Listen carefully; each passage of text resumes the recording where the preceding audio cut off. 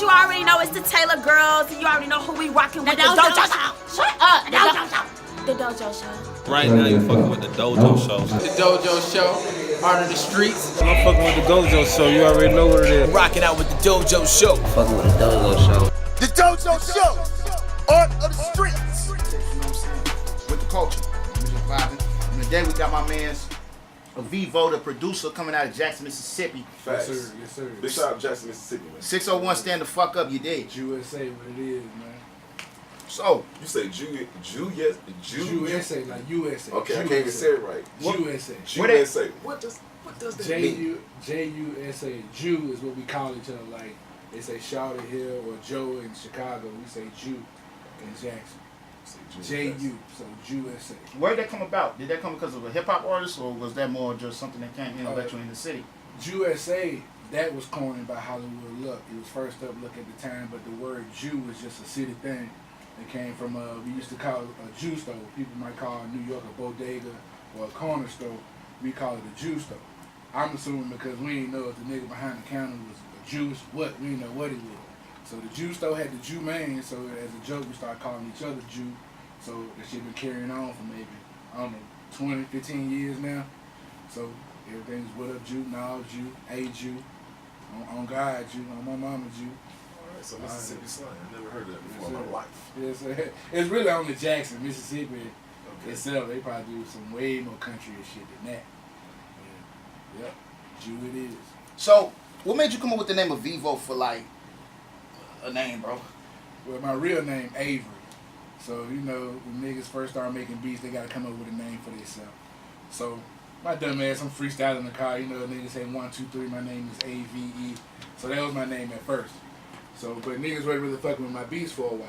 I know now because it was trash and not because niggas was hating. So I was thinking, okay, I'm gonna make music videos because I had vision for these whack ass beats. So I'm like, okay, I'm gonna make a video, just instrumentals that describe the beat. Right. And I'm gonna call it, this is when Vevo was hot, I'm gonna call it Avevo. So when I Google it to see if somebody had the name, a whole nother language come up. And that's when Avevo was there. I'm like, what the fuck is this? It was Italian. It's past tense for avere, A-V-E-R-E. That means to have, obtain, achieve. So I was like, I'm gonna take that. Right. So It means something. it means something. Oh, so boy. even though niggas can't really say it, I'ma just be like, that's why I say most of the time, you know, my name is AV. And they learn about the brand and then they know it's Avevo or Avevo is the how you say the actual word. Black Dollar was the first artist you did like you did his main production, like a full project? Dolla Black, the Dolla reason Black. I make beats. I wasn't making beats. I was 22 years old. I've been a drummer since I was 14, and he called me and one of my homeboys over to his crib like, hey, our producer trash, man, we need another one. So he put a demo version of FL3 on our studio, on our computers. He sent me to that whack producer house to learn how to use it. And then, lo and behold, I eventually became his main producer still to this day. So that's how that happened. So he sent you through producer college. Yeah, Real quick. but that shit was quick as fuck though. It was like one night, and he was high as shit, and I just picked it up, and nobody can really teach you how to produce. He just showed me how to work the software. Something natural. Yeah, and it just came. You know, I had the ear. Yeah, I was a late bloomer and everything. So I was 14, learning how to play the drums. 22, so I'm young as a producer. I'm just an older nigga by chance. Right. Understand. What how did that work with you and Ju Gotti come together? Man, I was at a 6-6 Raw conference event. And he walked in and he performed, and he did this dance where that nigga did something with his feet or something like that. I was like, who is this nigga, man? And that was years ago. That was like when I first moved here. So that was like 2 years ago, 2017. And then I bumped into him again at Patchwork a year later and told him I got some beats, sent him, nothing really happened. I bumped into him again 6 months later, sent him some beats, nothing really happened. And then again, he said on Instagram, he said, I need some beats. I sent him, and he listened to him this time, and that's when he got that Secret Garden sample that I chopped up, and that's how you got Van Damme.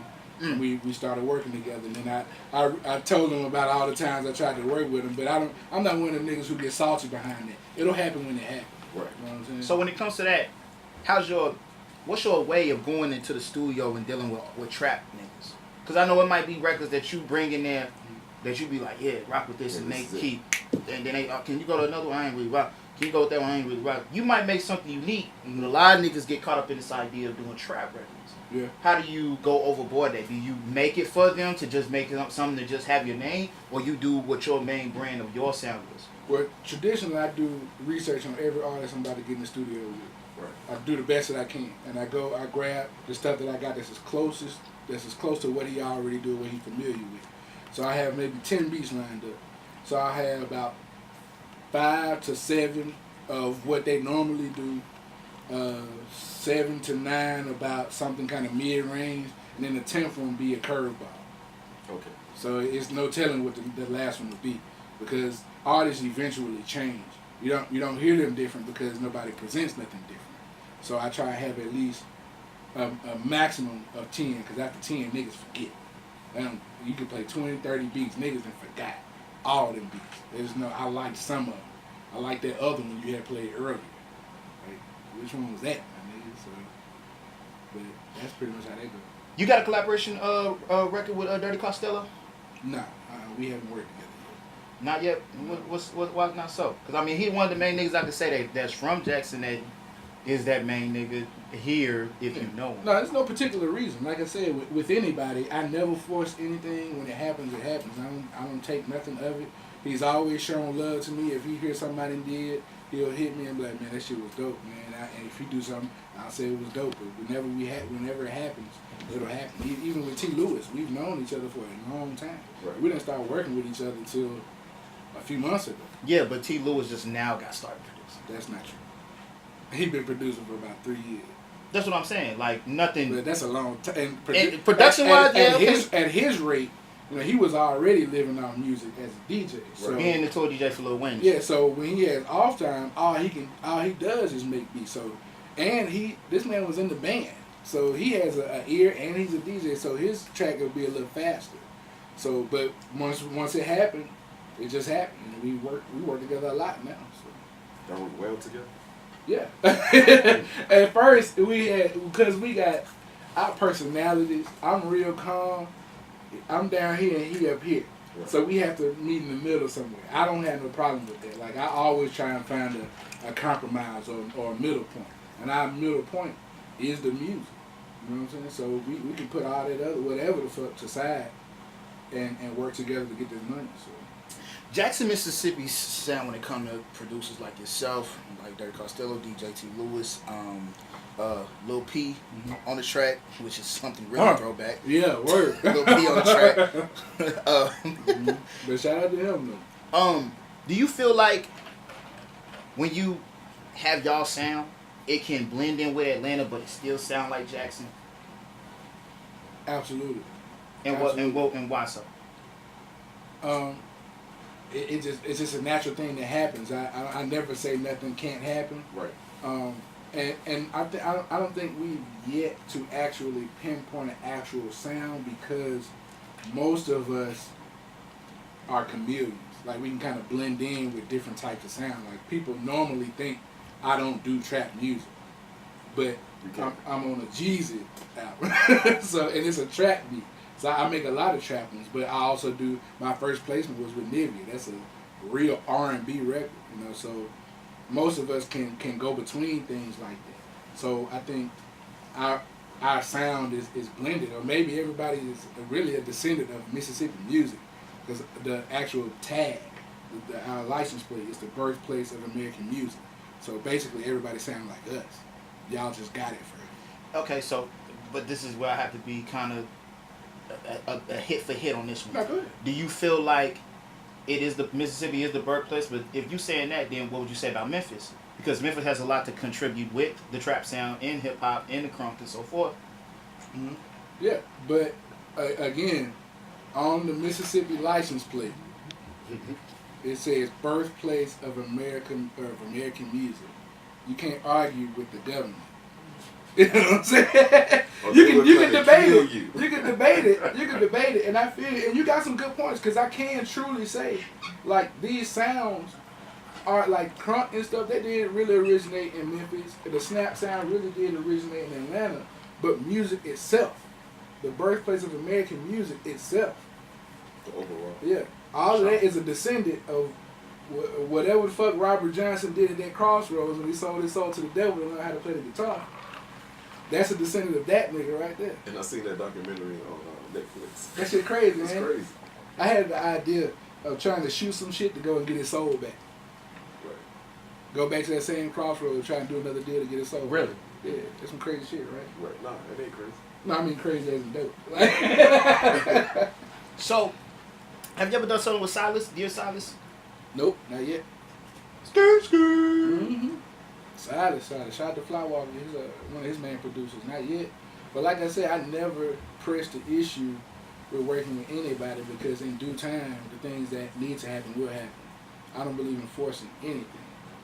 Nothing. I don't, like, even when I sit down and make beats, I don't be like, okay, I got a beat in my head and I want to make it this way.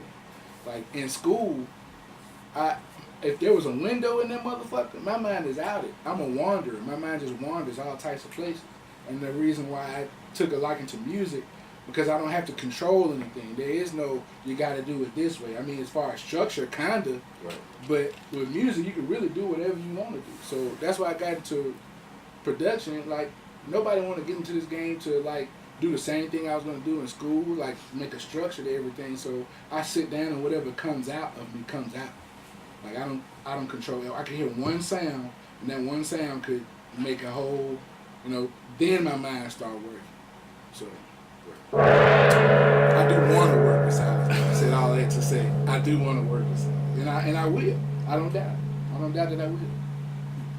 Okay. What's your relationship with the DJs in Jackson? Are you really connected with DJs like Finesse and so forth? Like, I've had conversations with them, not real close ones, but it's a position of respect for me. Like I was saying earlier, when I came in the game, it was with Black Dollar Entertainment, so it was Dolla Black, DJ Swole, DJ Swole, Swole Hefner, Big Shocker, Ron D-Matic, Ron DJ D-Matic, and I would go on trips with them to like core DJ things. Right. And also eventually coalition things. That's where I see y'all most of the time. But I learned that when there's something to be done with music, artists or not, you got to develop a relationship on how to treat the DJ. It's not always, they owe me something because they DJs in my city and they got to automatically play my shit. There's a way you got to cater to the DJ. I got to go support you. I got to show up. I don't need to be trying to get you to do something as soon as I meet you. You know what I'm saying? For sure. Because they feel like off the first initial contact with you, because I am a DJ, that I should just open up the floodgates. No, I don't work like that. You know what? That is a great record, even though I haven't heard it yet. Right. Send it to me right now so I can play it for my crowd, who's vibing and having a great time and throwing back liquor. Right. Right, and it's a science to being a DJ, dog. You can't just throw your shit up in there like that. It's a big science to being a DJ, But they feel like, I'm hot. If you don't see that I'm hot, you're gonna pay for it later. But right now, you should play my shit right now. Like, fuck with me. And I'm like, no, this is how you fuck with me. See, right now, buy me a drink. Chill. Relax. I'll let Shawty in the corner. She look alone. You feel me? Come back next week. But see, it's even ways around. Like, buying the drink. Support this man. Walk up to this man at every event you see him at. Like, every time I see Mike Mars, I show him love. Right. And one time, I had the DJ for Dolla Black, his show. Mike Mars was there to help me. I didn't even know he was going to be there. But he showed love to me. Forever, I'll show him love for that. He ain't got to play nothing I ever produced. You don't either. But y'all fuck with me as a person. And that's what gets your record played. Exactly. The record can be as hot as it wants. Admit, y'all done played some niggas y'all love, and that shit was trash. And it's trash. Not but y'all would play it again. I would. Because y'all fuck with that person. Y'all know his work ethic right. Y'all know he gonna come in right. He gonna provide what he got. I don't know if I'm gonna play it again. It depends on the You might play it twice. But for sure, I'm gonna tell you what I think of the record. And I can tell you if I can work this with my type of crowd, because every crowd is different. You feel me? But yeah, definitely. I mean, like I said, I hope the person in the back heard that, because he just spit some real gems on how y'all deal with us DJs. That shit is annoying, especially when you want me to download something in a packed room, like for real. You want me to download your shit Like right this now? man is at work right now. Like, come on, you tripping. You can't. It don't really work like that. You just gotta be mindful of the things that y'all are people. You know, be mindful of what you really want and really just worry about the fundamentals of a relationship in general. Not even artist DJ. If I want something from anybody, I'm gonna introduce myself, ask who they are, ask how I can contribute to what they got going on. At some point, an opportunity for me to give you what I ask for, what I need will come. See, the key word in that whole statement you just said was contribution. How can you contribute? Right. See, that can go a long way, especially with anybody in business, because they can see value in you, Right. especially with value in what they already got going on. That can open up a whole another door for you. Right. Absolutely, man. For sure. I just hate being useless. You know what I'm saying? Everybody always wants something, but that kind of depletes them. If you know, I'm always giving. Imagine how many artists coming up to DJs every day. And I can imagine how many artists coming to producers every day want some free beats. I ain't got nothing to say about that. Every day, man. I am the hottest artist. And look, this is what I want to say. Check me out. This is what I want to say about this, Avevo. Like, I appreciate you not being no free beat nigga, because I cannot stand. No. Let me correct myself. I will give out some free beats. My bad. Go ahead. But a YouTube free beat nigga. That's where I'm coming from. Because there's a lot of artists. I think hip hop gets lazy when niggas go and want to download beats. Because back in the day, like in 2008, back in the day it was Vibe and Johnny Giuliano. Everybody got a beat from downloading that. Yep. And then here's the thing I had a problem with. I was scared to play a nigga's record because what if another nigga got your beat? And you know, mixtapes at the time was a rampage. Yeah. Niggas was down. I would hear a nigga's full project be Johnny Giuliano and Vibe. That's all I would hear. And that was annoying, bro. It can. But niggas like you make yourself a part of the culture by not doing that. And don't get me wrong, that is part of the culture, but it's a lazy process of the culture. What? Bro, what are you talking about, man? What are you gonna say, bro? I'm gonna let him answer first. I'm just No. soaking it all in. Because you say it's lazy, but at the same time, a lot of people can't afford to come see my man. So they and that's where you get it. Relax. Well,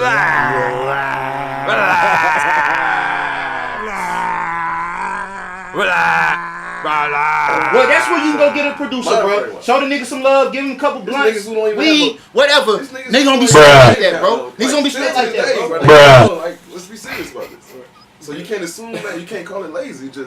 But go ahead. No, everybody got a right to feel how they want to feel. So I understand both points of view. But the truth of it is, any way you can get into this game, you get into it. If your way is to put beats up on YouTube, put them up. Johnny Giuliano is a legend in my eyes. Vibe Hits is a legend. Why? Because they dealt with bigger artists than that's not why. So you telling me it's because they made it. They started. That's why, and because we're sitting here talking about them, that's why they legend. Everybody got sound kits from both of them. I bet you right now, if you go on Metro Boom and shit, he got Vibe Hits somewhere in there. He got Johnny Giuliano drum kit somewhere up in there. So, however you make it is your way. People can say what they want to say about niggas selling beats for $20, buy 3 get 5 free. That's crazy as fuck. But I've had a moment where I did a lease for 25, a lease for 30, 35. It just depends on where a nigga at, because it just depends on what's the goal here. Is it a quick money grab, or are you trying to get up here? Now there is a middle point to have it be a money grab, but you be up here too. Cause look at Johnny Giuliano, he with Cardo got wings now. Look at Vibe, these niggas is living off beats. Everywhere ain't the radio the big artist. Sometimes it's the $25 to a million niggas who will never have a rap dream. 25 times a million is 25 million. Good man. So I want to say this. I had to keep it simple with the point. For sure. For sure. But let me say this though, because we got a lot of artists that follow this podcast, this show that we do. Hit me up on it. Right. Explain to the people that's watching, or just the artists, what is a lease beat? What do you mean by a lease beat? Before we close out. Alright, a lease beat, well, the difference between a lease and exclusive, I only sell to one person. Right.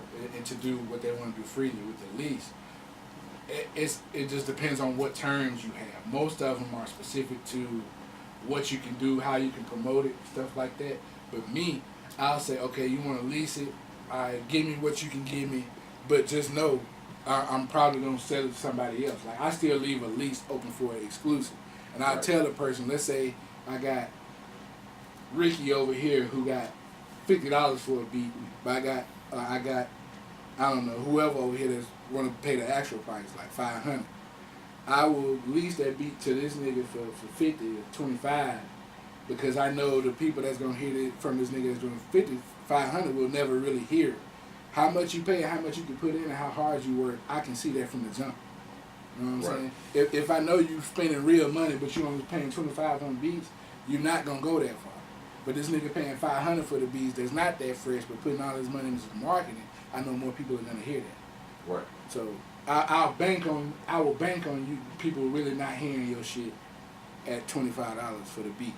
Now if you showing promise and that 25 is really all you got, then I might even just give you the motherfucker for free. There are circumstances people do this free beats. Right, and then you just collect on the back end.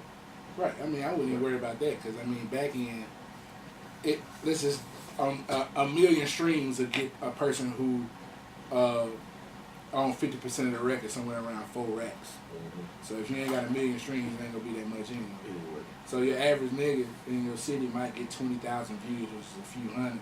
I'm not really worried about that. It's about the consistency of where you go over time. You'll remember I gave you that beat for free and then you get nothing. And now you signed to whoever, and now you coming back, and now I know you can pay that price, and now I know it's gonna be some back end. Right. Definitely. Last thing. What's your thoughts on Lil Lonnie and what went on with him? A tragic situation, number one. Do you feel like he's the Doe B of Jackson? Yes, I do. In reference to they were both connected to the streets, and they both unfortunately lost their lives to whatever in the city, gun violence, of course. Jackson is the most beautiful, fucked upest place on the world in the world, because we hurt each other. We kill ourselves for really nothing. Some of us don't have the ability to see the bigger picture. People don't see, if I'm killing Lonnie, I'm killing I'm killing my way out. Let's say you want to rap. If I kill you, think about between Lonnie and Nip, what happened to them caused a lot of people who are normally out and about to stay in. So you really just killed a lot of niggas' way out. You killed let's say that never happened, Lonnie makes it, he blows up. What's the first thing the label gonna say if Lonnie makes it? Who else coming out? Jackson. And then let's say 10, 20, 30, 40 niggas from Jackson is out. Now Jackson is different, the economy is different. Right. And you fucked it up. Not only are you in jail, but you fucked up your own future. You fucked up a lot of young people's future in the city. So that's what happened to Atlanta, though. You know, instead of fucking it up, you just took advantage. Right. Texas took advantage for a little while, but then they began to break apart. Right. Y'all understand the bigger picture of things is why most of us in Jackson, or me, I'll just speak on me, I'm willing to work with anybody regardless of anything that may have happened in the past, or even a lot of times it don't even be nothing. Niggas can sit down and talk about some shit and realize that it's nothing at all, and realize that getting this money and putting on for the city is the bigger picture than worrying about whatever. So rest in peace, Lil Lonnie, man. Shout out to everybody who's trying to make their way. Well, we appreciate you coming. Give me your IG and whatnot, man. Everything involving me is gonna say exactly what you see. AvevoThe.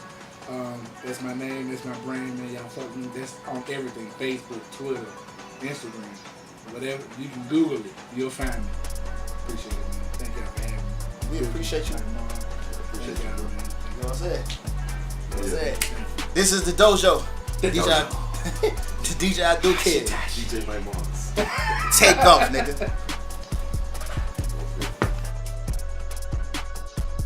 The Dojo Show. Art of the street.